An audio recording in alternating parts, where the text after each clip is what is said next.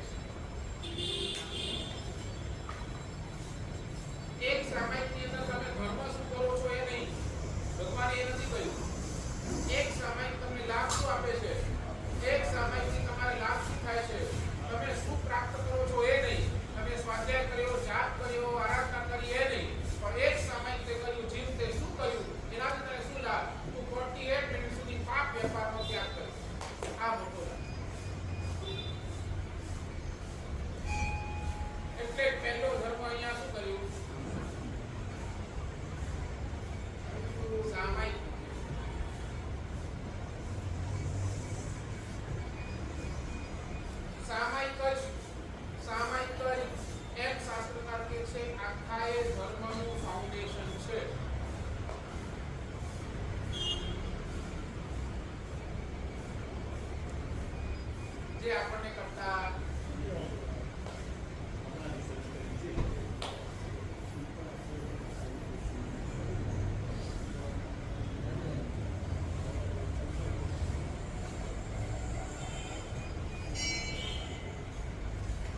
અધ્યાત્મ શબ્દની અંદર જીવ જ્યારે પ્રવેશ કરે છે ને ત્યારે એક વાત સમજી લો, અહીંયા છે ને કાંઈ પ્રાપ્ત કરવાનું નથી, અહીંયા જે છે ને એ બધું પ્રગટ કરવાનું છે.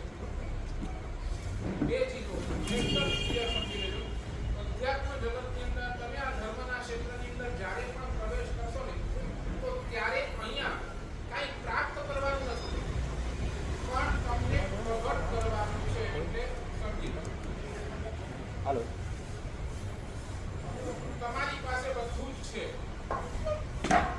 તમારી પાસે બધું જ છે, એ બધું જ તમને ખાલી જે જેટલું છે ને એ બધું ઢંકાઈ ગયું છે, એને માત્ર તમને પ્રગટ કરવાનું છે.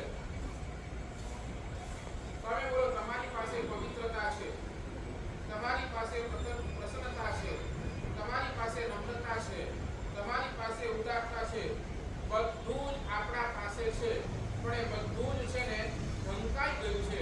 ભગવાન કહે છે બસ ખાલી આને શું કર, તમને કાંઈ પ્રસન્નતા બહારથી ગોતીને લાવવાની નથી, તમને કાંઈ ઉદારતા બહારથી ગોતીને લાવવાની નથી, તમને કાંઈ આ સત્તા કાંઈ તમે પૈસા આપો ને તમને મળે એવી નથી, એ બધું જ અંદર છે. તમારે દોસ્ત ખાલી શું કરવાનું છે, એટલે પ્રાપ્તિનો ક્ષેત્ર આ નથી. તમે એમ વિચારો કે અહીંયા મને કાંઈ મળશે, મળવાનું કાંઈ નથી. ભગવાન કહે છે અંદરથી બધું જ તારા અંદર પડ્યું છે, ખાલી અંદરથી શું કરવાનું છે, પ્રગટ કરવાનું છે. જમીનની નીચે પાણી પડ્યું છે, પાણી, પણ એ પાણી તમે પી નથી શકતા, કારણ અંદર છે ને, તો તમારે શું કરવું પડશે,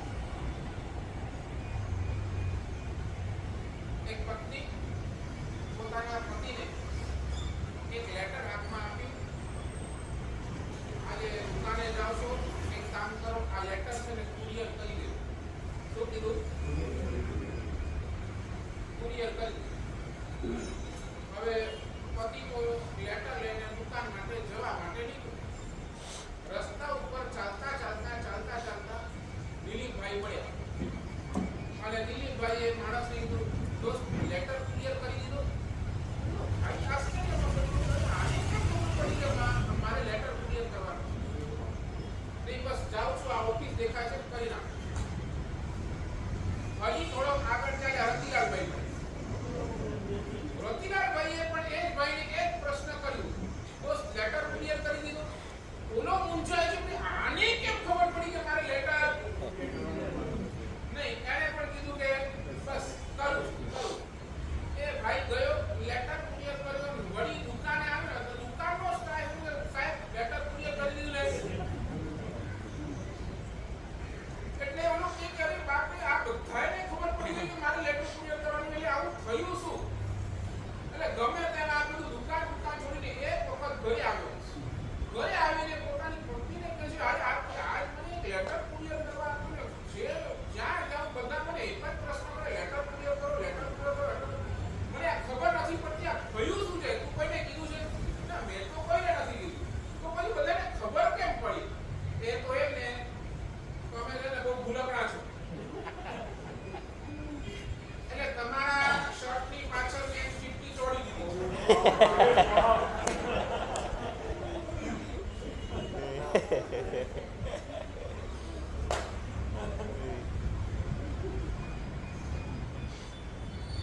અને એમાં લખ્યું છે, આ ભાઈને લેટર ક્લિયર કરવાનું યાદ કરાવજો.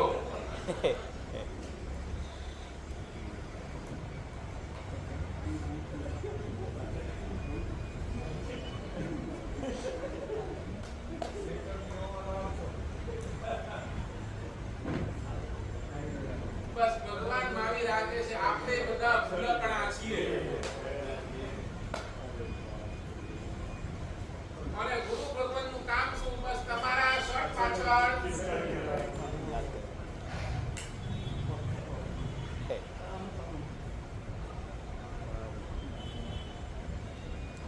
સમજાય છે? અહીંયાથી અમે તમને કઈ દેતા નથી. અમે ખાલી તમે જે ભૂલી ગયા છો ને એ યાદ કરાવો.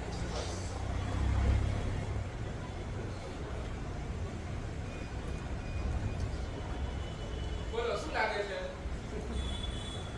આ બધું જ ભૂલી ગયા છો તમે. તમારી ઉદારતા તમે ભૂલી ગયા છો. તમારી નમ્રતા તમે ભૂલી ગયા છો. તમારો વિનય ભૂલી ગયા છો. તમારી પ્રસન્નતા તમે ભૂલી ગયા છો. બધું તમારી ક્ષમતા તમે ભૂલી ગયા છો. બધું જ અંદર પડ્યું છે. બસ અમારે કામ કેટલું કરવાનું છે? જે ભૂલાયેલું છે એને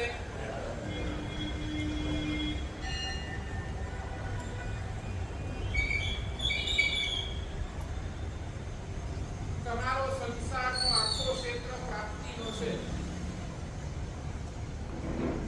બોલો, સત્તા તમને મળતી નથી, તમને મેળવવી પડે છે, બરાબર ને?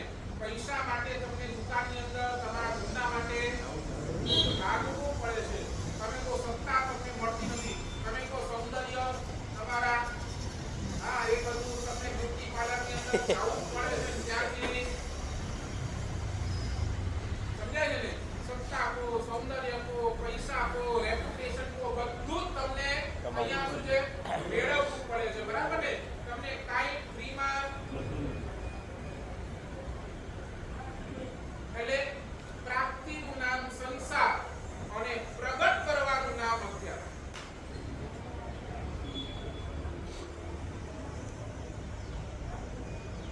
ભગવાન અને આપણી વચ્ચે ફરક કેટલો છે ખબર છે?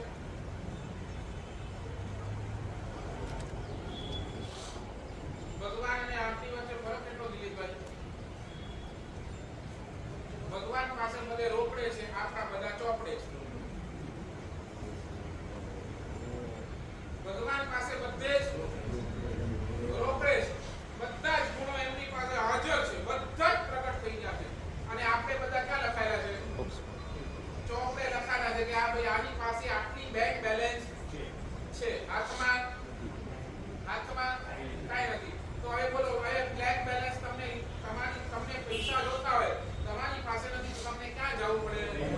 બેંકમાં જવું પડે. બેંકમાંથી તમે ચેક આપો કે જે પણ XYZ આપો, ત્યાં ખરા? બસ આ કામ અહીંયા એ જ કરવાનું છે. બોલો હજી કેટલા એક્ઝામ્પલ આપો?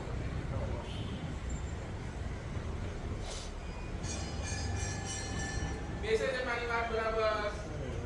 સાચું બોલો. તંદુરસ્તી તમારી પાસે જ છે, બરાબર ને? આ તો શું થયું, તમને તાવ આવ્યો એટલે તાવ નામનું આવરણ આવ્યું. એટલે એ તાવ નામના આવરણને તમે ક્યાં ગયા દૂર કરવા? ડોક્ટર પાસે ગયા, હોસ્પિટલની અંદર ગયા. ડોક્ટરને કીધું કે હા મને તાવ આવ્યો છે. તો ડોક્ટર શું કરે છે? ડોક્ટર શું કરે છે? તમારા તાવને દૂર કરે છે. તંદુરસ્તી તો તમારી પાસે છે, ઓલરેડી છે. એનું કામ શું છે? બસ માત્ર તાવને દૂર કરી દો. મલેરિયા ગયો એટલે તંદુરસ્તી તમે સાચું બોલો. મારી પાસે સત્સંગમાં આવો છો.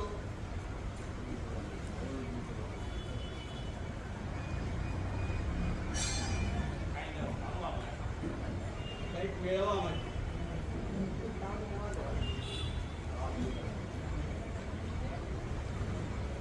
વાણી સાંભળવા સમજાય છે હું શું કહું છું?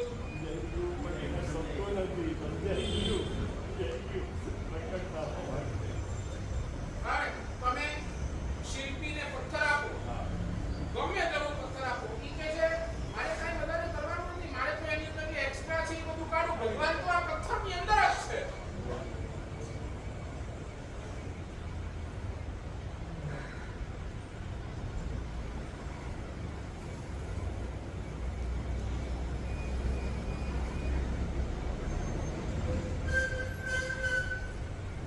શું લાગે છે બોલો?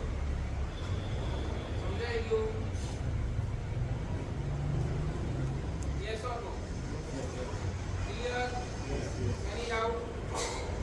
આના રિગાર્ડિંગ કોઈ ડાઉટ હોય તો કહો. તમે અહીંયા પ્રવેશ કરો એટલે શું કરવાનું છે તમારે? કાંઈ પ્રાપ્તિ કરવાની નથી. બસ તમારી પાસે જે છે એની પ્રગટ કરો.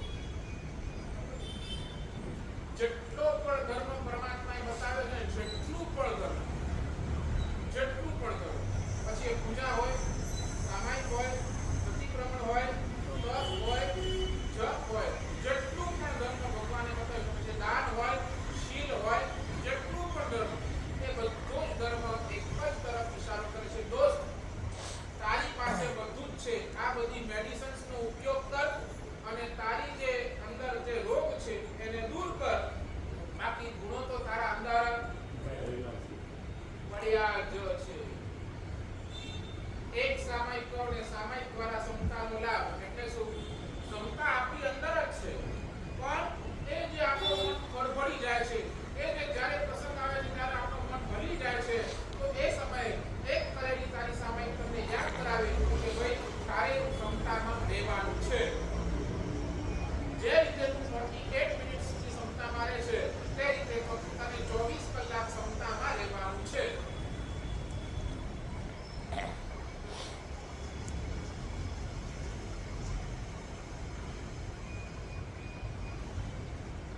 ક્લિયર? સમજાઈ ગયું? ચાલુ આગળ. એટલે બોલો હવે અહીંયા આવો એટલે શું કરવાનું આપણને?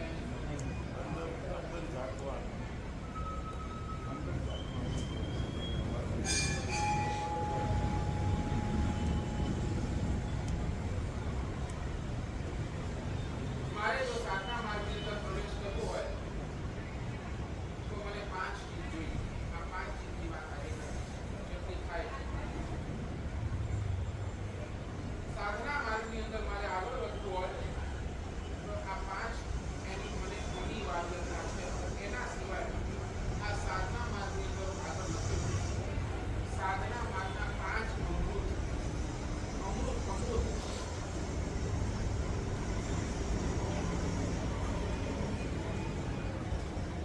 નંબર 1, પહેલા નંબરનો સાધના માર્ગનો અમૃત છે આયુષ્ય. આયુષ્ય કર્મ.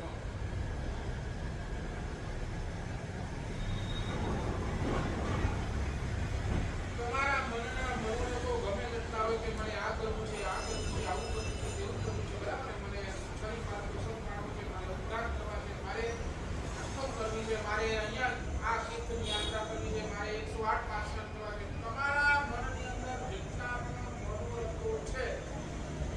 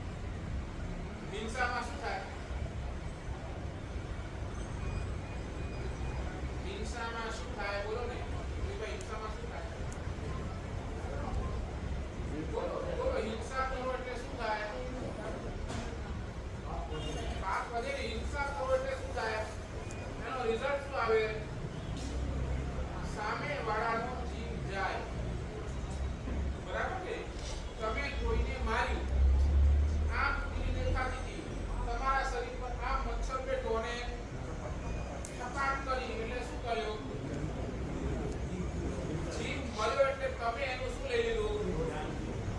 તમે એનું આયુષ્ય લઈ લીધું.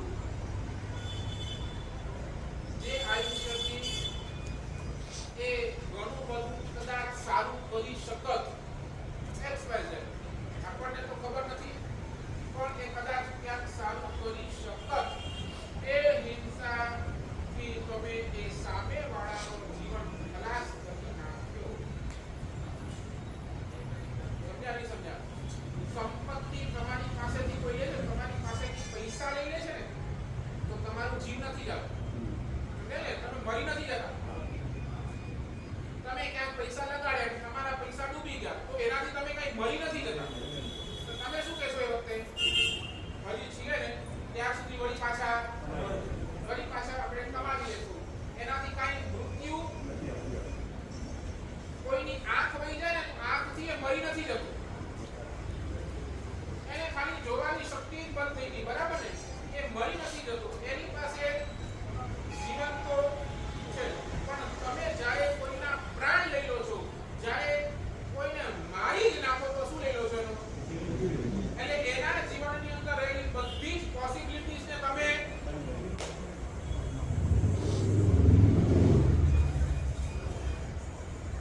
એટલે શાસ્ત્રકાર બોલો, તમારા 5 મહાવ્રત કયા? એમ થોડા આગળ બીજો બરાબર? તમારા 5 અણુવ્રત કયા? અણુવ્રતની અંદર આ પહેલો અણુવ્રત કયો લખ્યો? પહેલો જ વ્રત કયો?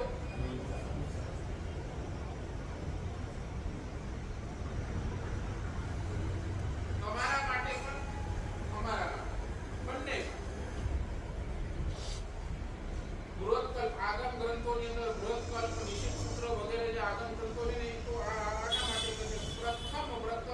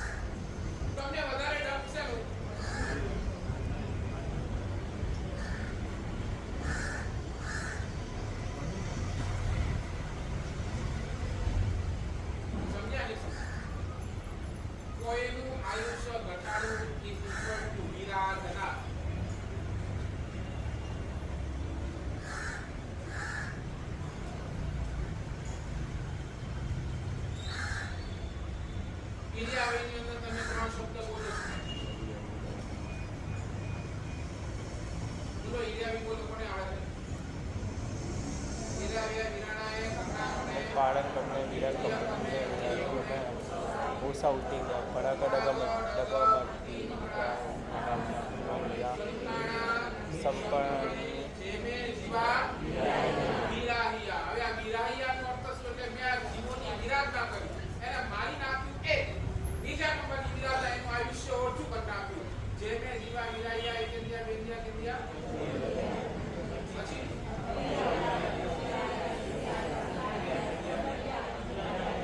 નિલામિયા ઉડમિયા સંકાનિયા.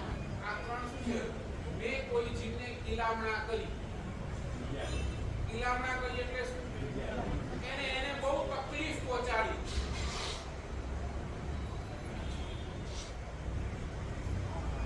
સમજાય છે ને? એ બહુ તકલીફમાં આવી ગયો.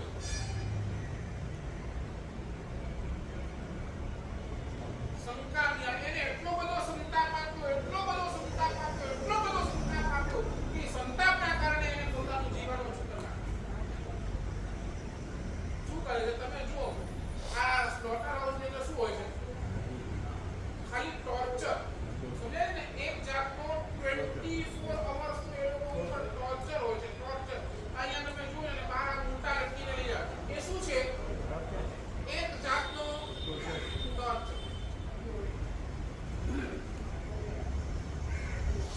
સાચું બોલો, આટલું એટલું બધું આપણે પણ કરતા હોય, કોઈને ટોર્ચર આપણે પણ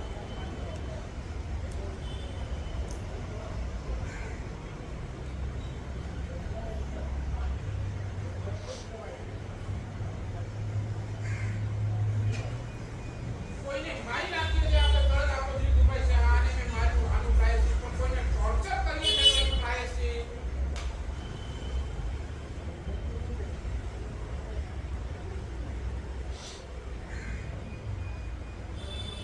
અરે આયુષ્યના ક્ષેત્રની અંદર ભગવાન બે વાત કરે છે. કોઈનું આયુષ્ય ઓછું પણ ન કરો ને કોઈનું આયુષ્ય ખતમ પણ ન કરો. ભગવાન વારંવાર કેમ આ સામાયિક ધર્મનો ઉપદેશ આપે છે? ભાઈ, ભગવાને સંસારને અસાર કેમ કહ્યો? કારણ કદાચ છે ને તમે ત્યાં કોઈને મારતા નથી, પણ એને વગર પાપે તમારો સંસાર ચાલવાનો નથી.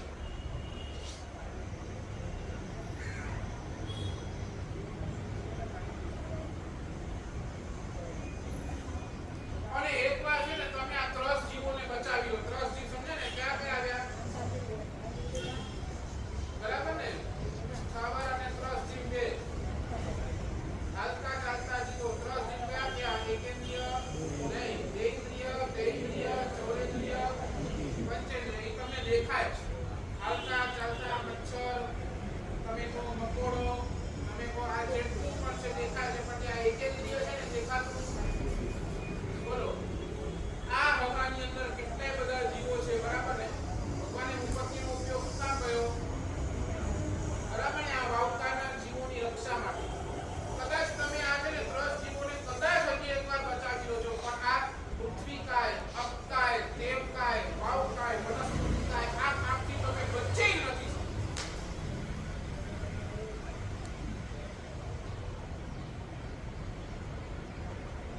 બોલો, રોજ અગ્નિકાયના જીવોની વિરાધના તમારે નક્કી જ છે.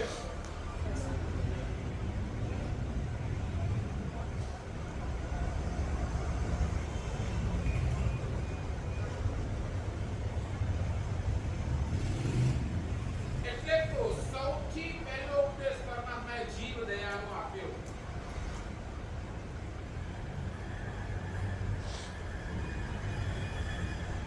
અને એ સમજો ને, જીવ દયા ક્યાં પોસિબલ છે? Only in વીરતી. વીરતી એટલે કે સામાયિક.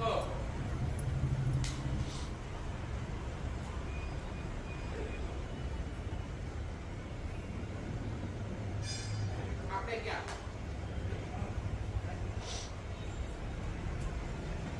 સમજાય છે? આપણને છે ને આજે આનું ઇમ્પોર્ટન્સ ખબર નથી, એટલે આપણે છે ને આના પાછળ પાગલ નથી. એક સામાયિક સાહેબ 48 મિનિટ સુધી આપણે આમ બેસવાનું કરવાનું છે, કાંઈ ખબર નથી. કંટાળો આવે છે પણ તું એક વાત તો સમજ, આ 48 મિનિટ્સ માટે કેટલાય જીવોને અભયદાન આપ્યું. એ તો જો તું કેટલો મોટો લાભ.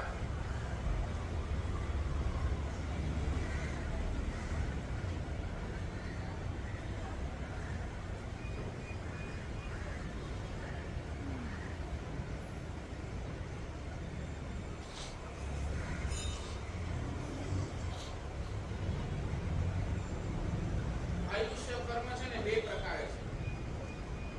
આયુષ્ય કર્મ તમે કદાચ કર્મ ભણ્યા હો તો તમને કદાચ ખ્યાલ હોય. આયુષ્ય કર્મ બે પ્રકારે, સ્વ ઉપક્રમ અને નિરુપક્રમ. એક છે સ્વ ઉપક્રમ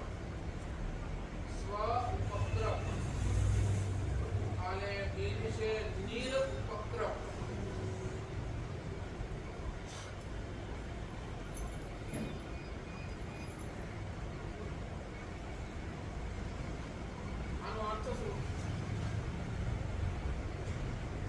તમે કોઈ જ્યોતિષ પાસે ગયા અને જ્યોતિષે કહ્યું આખું તમારા ગ્રહની સ્થિતિને આ બધું જોઈને કીધું કે નાના તમે 100 વર્ષ જીવા,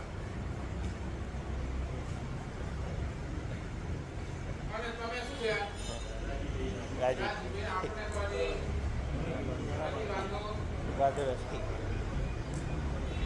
પણ આપણે એક્ઝામ્પલ છે અને ખાલી લેતા તમે જ્યોતિષને બતાવીને બહાર આવતા હતા, રોડ ક્રોસ કરતા હતા, ત્યાં ગાડી આવી તમને ઠોકી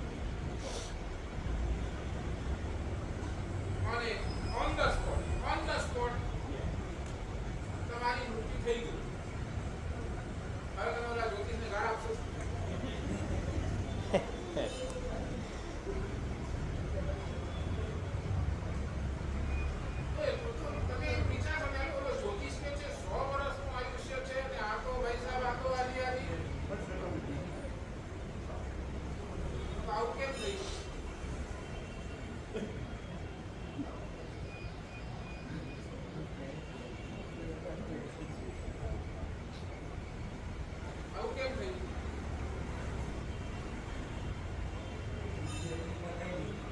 એની જિંદગી તો 100 વર્ષની છે.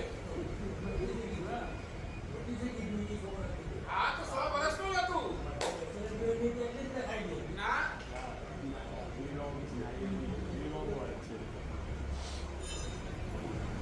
તમને સમજાવું, તમને બીજું એક્ઝામ્પલ.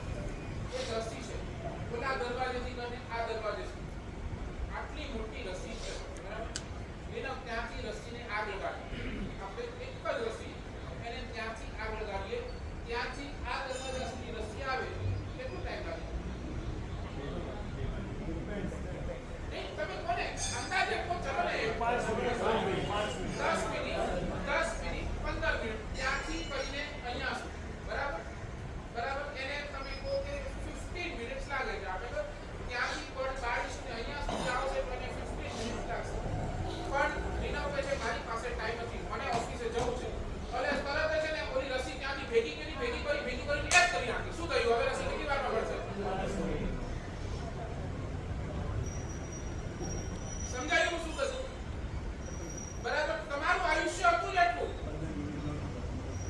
સમજાય? તમારું આયુષ્ય હતું એટલું, પણ એવું ઉપક્રમ લાગી ગયું. ઉપક્રમ એટલે કાંઈ પણ એક્સિડન્ટ થયો, કોઈ એવી બીમારી આવી, કોઈ એવો પ્રસંગ બન્યો જેના કારણે તમારા જે આયુષ્યના ઘડિયા છે ને ફટાફટ વપરાઈ ગયા.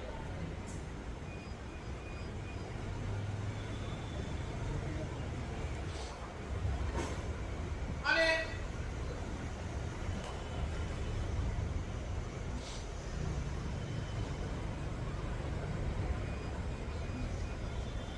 સમજાય છે ને? આપણે ત્યાં છે ને ધ્યાન શું કામ કીધું છે? તમને ખબર છે શું કામ? મેડિટેશન વાય જરૂરી છે.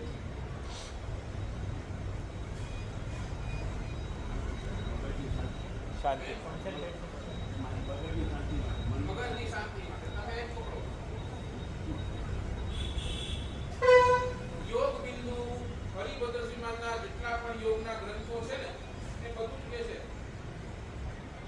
આયુષ્ય કર્મનો આધાર તમે જે ખાઓ છો એનાથી નથી, તમારા શરીરના હેલ્થ સાથે નથી. સમજી લેજો, તમે જે ખાઓ છો તમારા શરીરના હેલ્થ સાથે, એની સાથે કોઈ જ પણ એ આયુષ્ય કર્મનો સંબંધ નથી. આયુષ્ય કર્મનો સીધો સંબંધ છે તમારા શ્વાસોશ્વાસથી.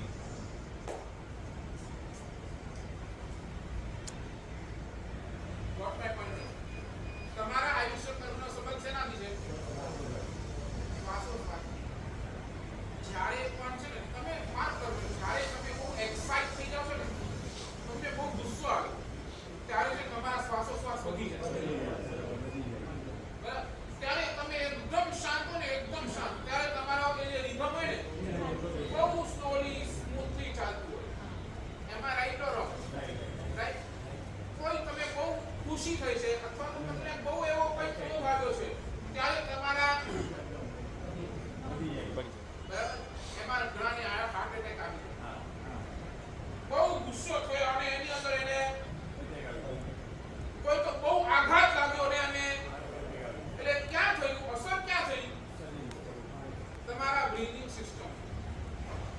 ત્યાં શ્વાસ રૂંધાયો એટલે તમારું આયુષ્ય. એટલે આપણે ત્યાં મેડિટેશન સામાયિકમાં શું કરવાનું છે? ધ્યાન કરવાનું છે.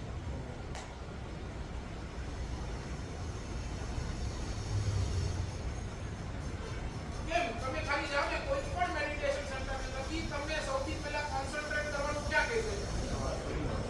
તમારા મેડિટેશન નું બેસ જ આ છે. તમે તમારા જે શ્વાસ છે એના ઉપર તમે નજર કરો. તમારો શ્વાસનો લેવલ એક થાય, એકદમ રિધમ સ્મૂથ થાય ને, તો જીવ આરામથી મેડિટેશન એટલે કે ધ્યાન કરી શકે એમ છે.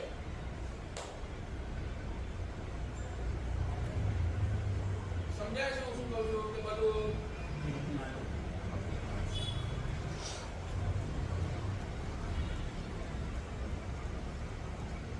ભગવાનનું ધ્યાન શું કરે? આપણે કહ્યું કે તમે પરમાત્માની પૂજા કરો, પૂજા પછી ચૈત્ય વંદન મૂક્યું. એ ચૈત્ય વંદન શું છે? બસ પરમાત્માના ગુણોના દર્શન, પરમાત્માના ગુણોનું ધ્યાન.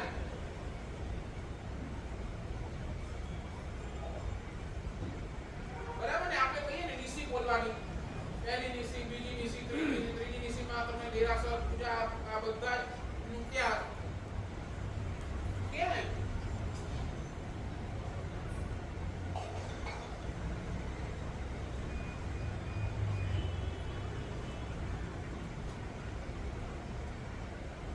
સમજાય છે? કેમ સભા શાંત છે? પછી જવાબ નથી આપણે.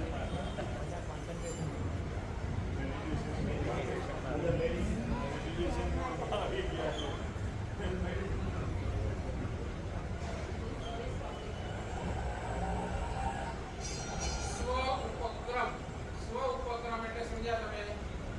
તરત તમારું આયુષ્ય 100 વર્ષનું હતું અને એ 100 વર્ષના આયુષ્યનો ઉપક્રમ લાગ્યું. ઉપક્રમ લાગ્યું એટલે શું લાગ્યું? કાંઈક એવું રૂકાવટ આવી. રૂકાવટ કે લીએ હા બસ આ એક રૂકાવટ આવી. રૂકાવટ આવી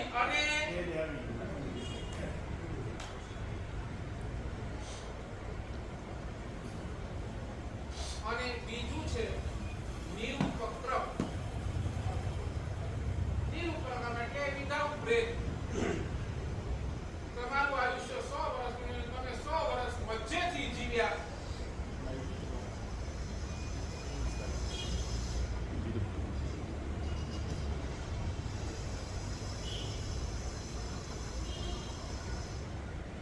એટલે ભગવાન એટલું કહે છે, તમારું આયુષ્ય કર્મ ડિસ્ટર્બ થાય ને એવા કોઈ કાર્ય તમે તમારા જીવનની અંદર કરો નહીં.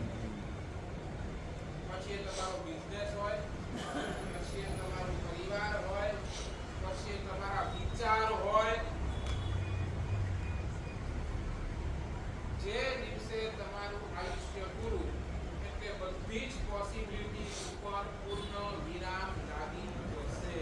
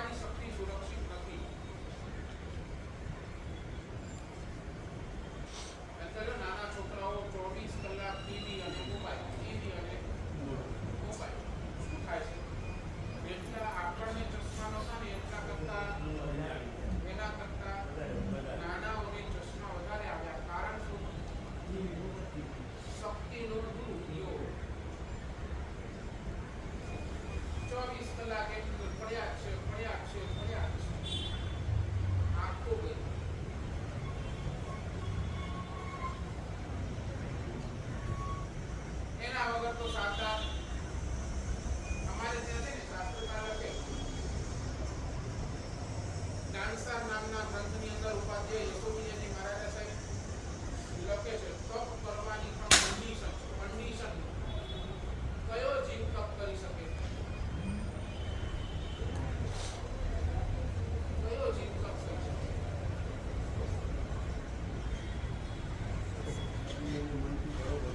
બરાબર જે શરીરથી સ્વસ્થ હોય અને મનથી સ્વસ્થ હોય એવો જીવ તપ કરી શકે પણ તે તપ ક્યાં સુધી કરી શકે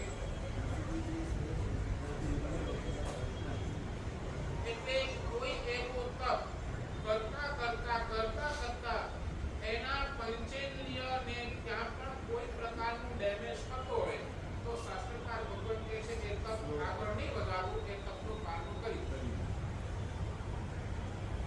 જ્ઞાન સામે તો લખું કે તપ કરતા એને લાગે કે આ મારી જે ઇન્દ્રિય છે એને ક્યાંક ડેમેજ થઈ શકે એમ છે અને એ ઇન્દ્રિયની ડેમેજતા આવે તો એના કરતા ભગવાન કહે છે તપનું પાલન કરો ત્યાં લખ્યું અમારા માટે તમારા આ વ્યવસ્થા છે શરીરની શક્તિ હશે તો બધી જ ધર્મ આરાધના આપણે કરી શકશું શરીરની શક્તિ નહીં હોય તો કોઈ પણ ધર્મની આરાધના આપણે કરી શકવાના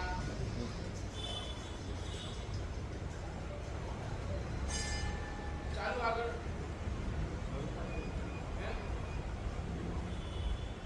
પાંચ તો પૂરા નહીં થાય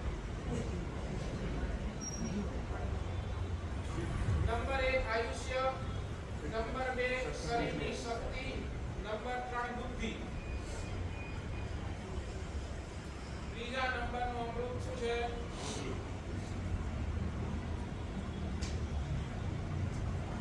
હું તમે અહીંયાથી ગમે તેટલું પણ તમારી પાસે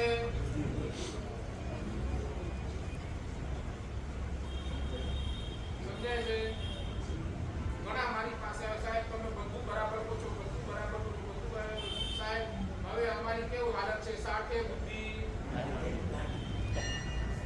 બીજું આવું નથી હું ગમે તેટલું કહું પણ જો તમારી પાસે સમજણ નહીં હોય સમજ શક્તિ નહીં હોય આ બુદ્ધિ નહીં હોય તો બધું જ નકામું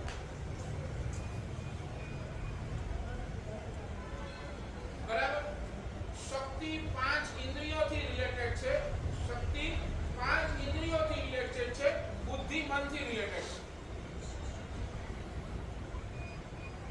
કરવા માટે તાકાત જોઈએ સમજવા માટે બુદ્ધિ જોઈએ રાઈટ કરવા માટે શું જોશે તમને તાકાત જોશે પણ સમજવા માટે તો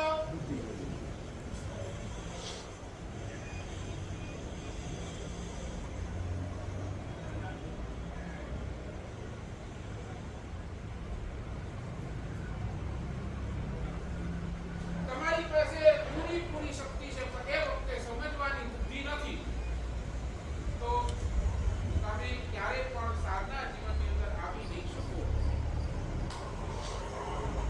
હજુ બોલો તમારી પાસે બુદ્ધિ છે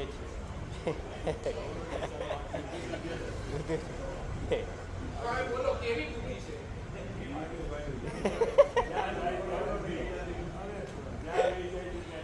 નહીં હવે બોલો નહીં હું પણ તમારી પાસે બુદ્ધિ છે એટલે તમે અહીંયા બેઠા છો ઘણા સાહેબ તમારા કેટલા પ્રશ્ન કેટલાકથી વાતો એવું હોય કે અમને તમને બધાને ધન્યવાદ આપું છું તમારી પાસે બુદ્ધિ છે સમજી શકો છો તમે એટલે બેઠા છો પણ હવે આ બુદ્ધિ કેવી થઈ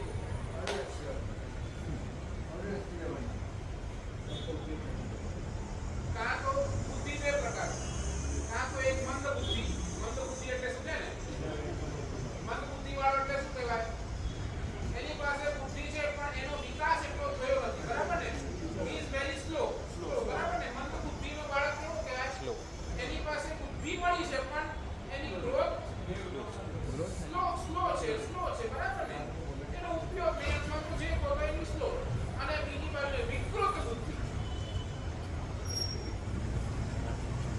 બુદ્ધિ એટલે કેવી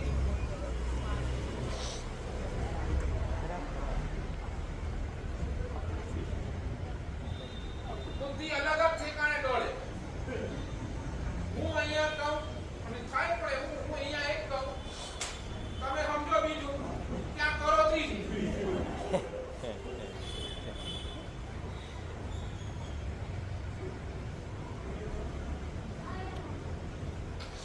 થયું એક વખત મેં એક જણને કીધું કે દોસ્ત રાતના 10 પછી ટીવી નહીં. મેં એને પહેલા એ કીધું કે ભાઈ દોસ્ત ટીવી ન જોઈ તો વધારે સારું, બરાબર? ટીવીનો ત્યાગ કરી નાખો વધારે સાહેબ. આ પોસિબલ નથી અમારા લાઈફમાં, પોસિબલ તો ચાલે. મેં એને શું કીધું, ટીવી જોવાની છૂટ, પણ રાતના 10 પછી નહીં, બરાબર? એને એટલું જ કીધું ટીવી જોવાની છૂટ અને રાતના 10 પછી નહીં. ઠીક છે મારા સાહેબ, ચાલશે. મારી પાસે પુસ્તક લઈને ગયો, બહાર જઈને ઢંઢોળો કૂટ્યો, મારા સાહેબે ટીવી જોવાની છૂટ આપી, મારા સાહેબે ટીવી જોવાની છૂટ આપી, મારા સાહેબે ટીવી જોવાની નહીં. સમજાય?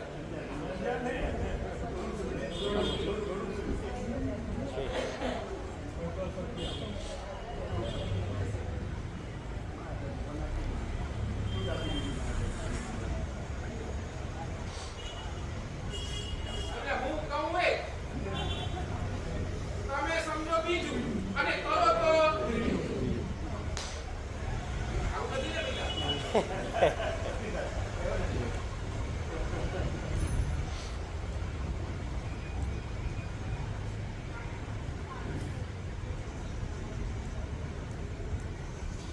સદબુદ્ધિની વાત.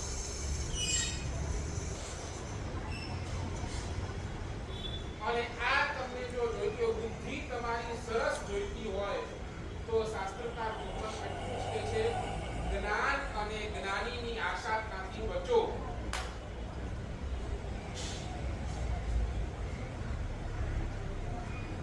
જ્ઞાન અને જ્ઞાનીની આશાતાથી બચો.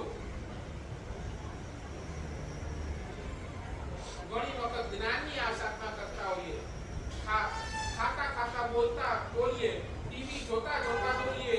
આ બધું શું છે? જોતા ખાઈએ. આ બધું શું છે? જ્ઞાનની આશાતના. અને આ જ્ઞાનની આશાતાએ શું કર્યું? તમારી બુદ્ધિ વિકૃત કરી. અને બીજું જ્ઞાનીની આશા.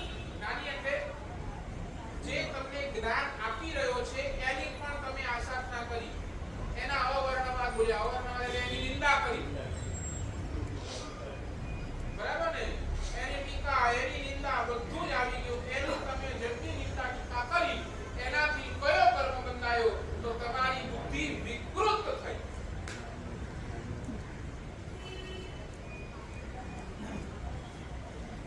સજાઈની અંદર તો લખે, સજાઈની પૂજાની અંદર લખે છે, જ્ઞાનીના બહુમાનથી દરે જ્ઞાન તણા બહુમાન સલુણા, ધન ધન શ્રી હરિહંત ને રે જેને ઓળખાવ્યું લોક સમ. સમજાય છે? બેસે છે બાદ બુદ્ધિ આપણી કેવી મંદ કે વિકૃત ચેક કરી લેજો. જેટલી જ્ઞાનીની આશાતના વધારે, જેટલી જ્ઞાનની આશાતના વધારે તમારી બુદ્ધિ ગઈ. એટલે 5 માંથી 3, બીજા 2 આપણે આવતીકાલ ઉપર રાખીએ. નંબર 1 આયુષ્ય, નંબર 2 શક્તિ અને નંબર 3 બરાબર. હજી 2 કયા છે એની વાત આપણે આવતીકાલ. એના